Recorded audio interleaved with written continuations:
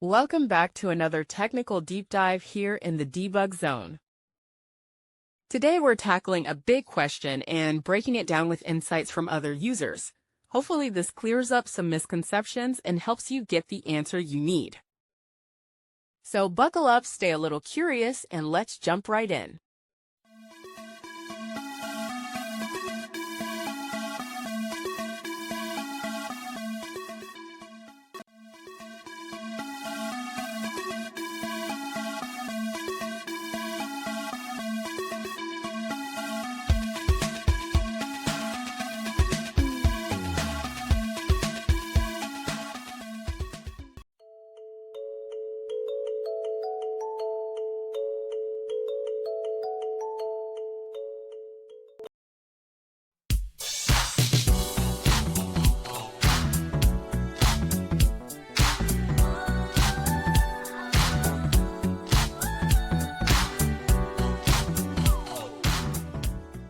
And that's a wrap.